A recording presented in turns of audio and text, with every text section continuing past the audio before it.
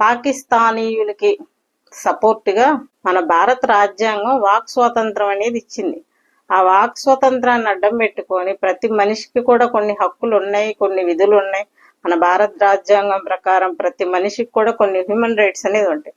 So దాన్ని base చేసుకొని మీ NIA సరిగ్గా ఇన్వెస్టిగేషన్ చేయట్లేదు. భారతీయ సైనిక దళం మిలిటరీ ఫోర్స్ వాళ్ళు కూడా పూర్తి ఇన్వెస్టిగేషన్ అనేది చేయట్లేదు. ఏం జరుగుతుందనేది అర్థం కావట్లేదు.